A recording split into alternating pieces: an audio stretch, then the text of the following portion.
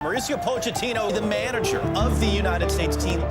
Mauricio Pochettino টটেনহামকে UEFA Champions লিগের ফাইনালে তোলা এই আর্জেন্টাইন কোচ এখন যুক্তরাষ্ট্রের জাতীয় ফুটবল দলের দায়িত্বে। কিন্তু প্রশ্ন হচ্ছে, স্বাগতিক দেশ হলেও সকার খেলা দলটি বিশ্বকাপ ফুটবলে চূড়ান্ত পর্বে কতদূর যেতে পারবে? সাম্প্রতিক সময়ে ৪-০ গোলে সুইজারল্যান্ডের বিপক্ষে হারের পরে ভক্তদের মনে দানা বেঁধেছে সন্দেহ। এটাই কি পচেতিনোর ইউএসএ প্রজেক্টের বাস্তব রূপ, নাকি এখনো দেখার বাকি আছে ম্যাজিক? ২০২৪ সালে পচেতিনোকে নিয়োগ দেয় যুক্তরাষ্ট্র ফুটবল ফেডারেশন ইউএসএসএফ। উদ্দেশ্য ছিল ইউরোপীয় অভিজ্ঞতা এনে আমেরিকান ফুটবলের মানোন্নয়ন করা। টটেনহাম, পিএসজি ও সর্বশেষ চেলসির মতো ক্লাব সামলানো কোচ, যার সিভিতে রয়েছে বিশ্বমানের ড্রেসিং রুম পরিচালনার অভিজ্ঞতা।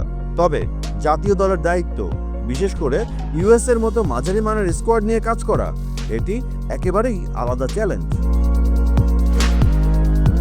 দায়িত্ব নেওয়ার পর পচেতিনোর প্রথম 10 ম্যাচে জয় মাত্র 5টিতে, পরাজয়ও 5টি।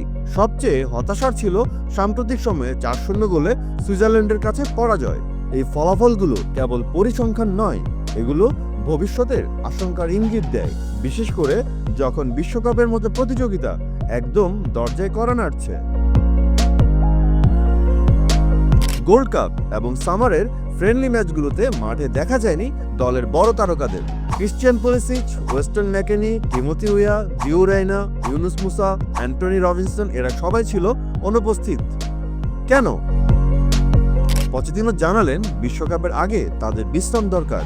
কিন্তু সমালোচকরা বলছেন, দল গঠনের সময়ে যদি মূল খেলোয়াড়রা না থাকে, তাহলে কিভাবে তৈরি হবে টিম কেমিস্ট্রি?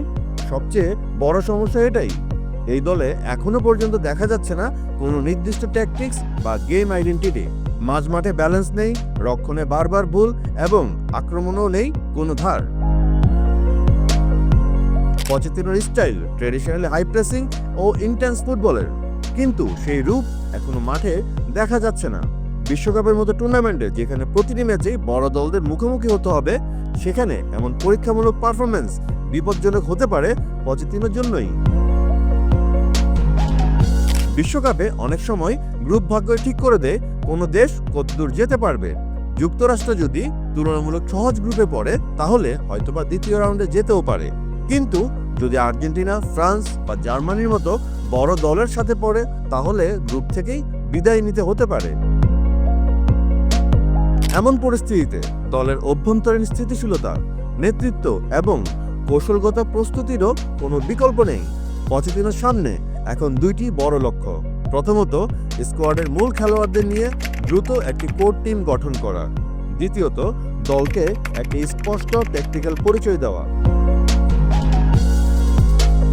পুলিসিচ, ব্যাকেনি, রেনার মতো খেলোয়াড়দের সঙ্গে নতুন প্রজন্মের মিশেল হলে দলটির কিছুটা হলেও সম্ভাবনা বাড়বে।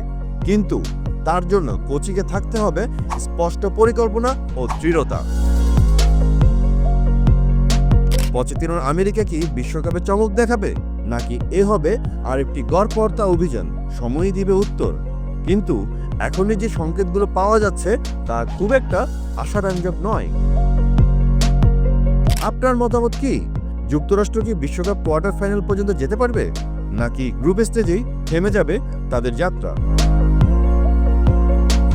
ফুটবল মানেই আবেগ, আর বিশ্বকাপ মানেই সীমাহীন স্বপ্ন, দেশপ্রেম, উল্লাস আর কান্না।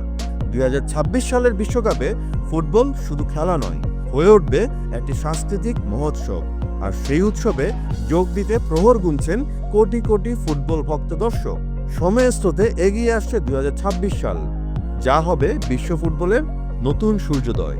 এখন ভক্তদের অপেক্ষার পালা, শুধু কিছু প্রশ্নের উত্তর মেলাতে। সেখানেই জানা যাবে আয়োজক দেশ হিসেবে বিশ্বকাপে যুক্তরাষ্ট্র কতদূর যেতে পারে। উত্তরটা সময়ই দিবে। আর তার আগ পর্যন্ত আপাতত প্রশ্ন একটাই, বিশ্বকাপ পর্যন্ত পচেতিনোর চাকরি থাকবে তো? কমেন্টে জানিয়ে দিতে পারেন আপনার মতামত। ভিডিওটি ভালো লাগলে লাইক দিন, শেয়ার করুন আর আমাদের চ্যানেল বাংলা ফ্লো সাবস্ক্রাইব করুন। একই সঙ্গে যুক্ত হতে পারেন বাংলা ফ্লো এর ফেসবুক পেজ, ইনস্টাগ্রাম ও টিকটকেও।